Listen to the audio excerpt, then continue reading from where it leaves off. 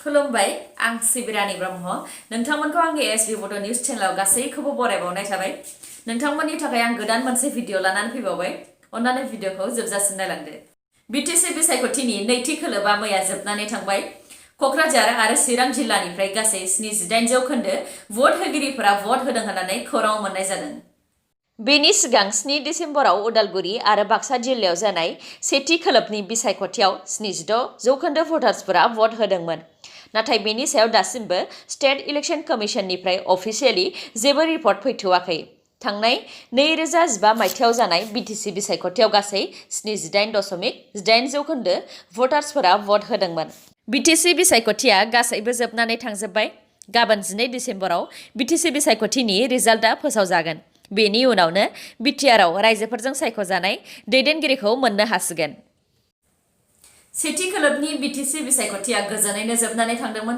नाथाय नैथि खोलोबनि BTC बिसायख'थियाव सानथ्र'हायै हिंसायारि जाथायफोर जानानै थांबाय गसाइगावनि श्रीरामपुर ब्लकआव बेलट बक्सखौ लानानै दुंहाव थासारि रायजोफोरा बुंथिनाय बायदिब्ला बेलट बक्सआ मोजाङै सिल खालामनाय नङामोन बेखौ लानानैनो गसाइगावनि रायजोफोरा खुद्रिखांदों जाय बेलट बक्सआ पोलिं एजेन्टनि सिगाङावनो मोजाङै सिल खालामनांगौमोन बेखौ सिल खालामालासे बोरै लाबोनो मोनखो बिनि सायाव सोंथि खालामदों आरो नंखाय बेलट बक्स जानायनि सन्देहबो खालामदों बे सन्देहजोंनो रायजोफोरा बक्स सिंनिफ्राय बेलट पेपारखौ बख'नानै नायफिनदों उनाव बेलट पेपारफोरखौ बिसिनानै गारजोबदों आरो बेलट बक्सखौबो सिफायनायजों लोगोसे पोलिं पार्टिफोरखौबो बुदों थासारिखौ मोजाङाव लाबोनो थाखाय सिकिउरिटि फोर्सफोरा उनाव बारावनो गुलिबो गावनो गोनां जादों 18 नं खुंग्रिं पुलिं स्टेशनाव नायगिदिंनो थांनानै UPPLनि केन्डिडेट BR फेरेंगा बिथां आरो सेन्ट्रेल आबोबनि आफादगिरि बिना गयारी बिथांखौ BPFनि मावथिफोरा गाग्लोबदों BR फेरेंगा बिथाङा बुंथिनाय बायदिब्ला पोलिं स्टेशनाव बिथांमोनहा नायगिदिंहैनो थांदोंमोन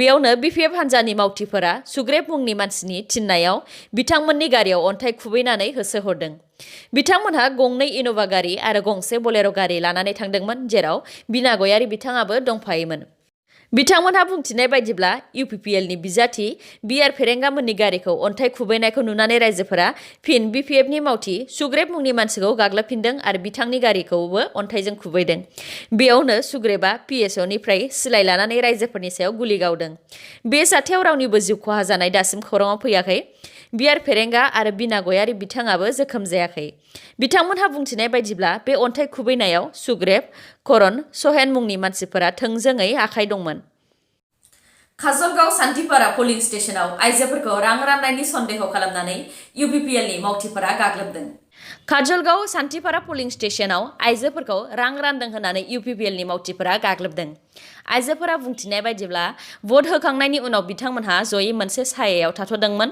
बेयावनो आइजोफोरखौ रां रानदों होननानै माखासे मानसिफोरा फैनानै बुंफैदों बे समाव बिसोरनि गेजेराव दसे सम दान्थे बिदान्थेबो जादोंमोन उनाव माखासे हौवा मानसिफोरखौ गाज्रि बुनानै हरदों जाय आइजोफोरजों दंफायोमोन 13 नं चिरां जिल्लानि बामुनगाव दत्तपुर गुदि फरायसालिनि 85 नं पोलिं स्टेशनाव सुजु बसुमतारी मुंनि पोलिं अफिसारखौ रायजोफोरा गाग्लोबदों चिरां जिल्ला बेंगिरिया बुंथिनाय बायदिब्ला सासे खम मेगन नुनाय बैसोनि आइजोआ भट होग्रा सिङाव हाबनानै भटखौ बोरै होयो होननानै सोंदोंमोन बेयावनो पोलिं अफिसारा बैसो जानाय आइजोनो भटखौ माबोरै होयो बेखौ खोन्थादोंमोन बेखौनो बाहेरायाव थानाय रायजोफोरा गोरोन्थि बुजिनानै पोलिं अफिसारखौ गाज्रिनो बुनायजों लोगोसे पोलिं स्टेशननि सिङाव थानाय टेबोल चेयारफोरखौबो बुफाय बुसि खालामदों जाथाय जाखांनायनि उनाव पोलिं अफिसार सुजु बसुमतारीखौबो सोलायनानै होदों जाहाथे रायजोफोरा जेबो सन्देह लाया खौराङाव मोननाय बायदिब्ला पोलिं अफिसारखौ BPFआव भट हो होननाय रायजोफोरा खोनादों आरो बे सन्देहजोंनो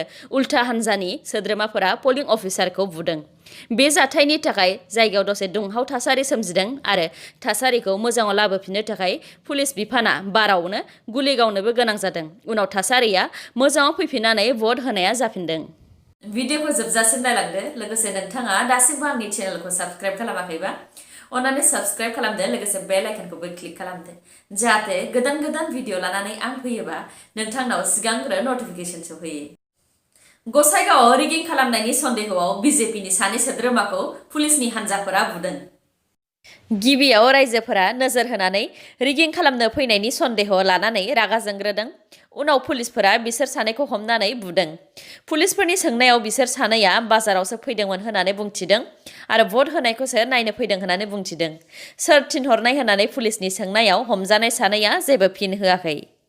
क'क्राझार धिरबिल खाथिनि आलुरभै सालबारियावबो बिसायख'थि जोबखांनायनि उनाव दुंहाव थासारि।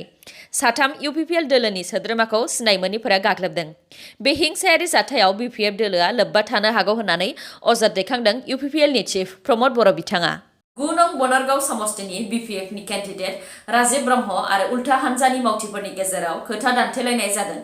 बे जाथाया ससियेल मिडियायाव भाइरेल जादों। केन्डिडेट राजीब ब्रह्मआ बुंथिनाय बायदिब्ला पलिं स्टेशन सिङाव बिथाङा सेनिटाइज लागायनो हाबदोंमोन। पलिं स्टेशन सिङाव हाबनायखौ लानानै उल्था हान्जाया सोंथि खालामनायावनो खोथा दान्थेलायनाया जादों आरो थासारिया दसे समनि थाखाय दुंहाव जादों। उनाव थासारिया मोजाङाव फैफिनदों। थांनाय 9 अक्ट' बुधबाराव बावखुंग्रिनि नायगावआव इउपिपिएलनि चिफ प्रमद बर' बिथांजों लोगोसे इउपिपिएलनिनो बिजाथि प्रतिभा ब्रह्मखौ गाग्लोबनाय हिंसायारि जाथायखौ लानानै तामुलपुरनि इउपिपिएलनि मावथिफोरा बिपिएफनि चिफ हाग्रामा महिलारि बिथांजों लोगोसे बावखुंग्रि समष्टिनि बिजाथि दानेश्वर गयारिनि मुसुखा बानायनानै सावदों।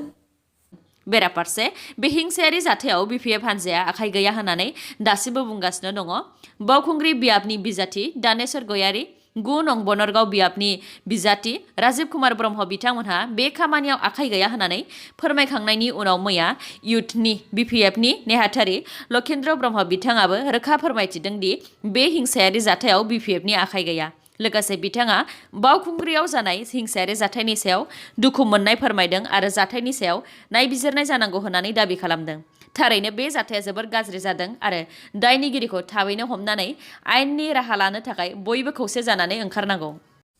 नलबारियाव सासे स्कुल इन्सपेक्टर एबा फरायसालि नायदिंगिरिया रां लाबाय थानाय समावनो हमजादों।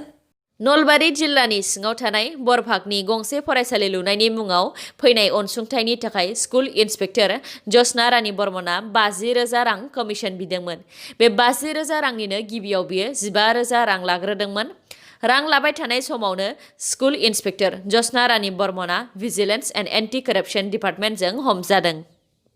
मोनसे गोजोनथाव खौरां, डिग्री पास जानाय बेकार फरायसाफोर जायफोर एसटि प्लेन आरो अबिसि साख्रि गैजायै फरायसाफोर आसाम सोरखारनिफ्राय होनाय 50,000 रांनि अनसुंथाइनि थाखाय एप्लाइ खालामनायनि जोबथा सानखौ बारायनानै होबाय।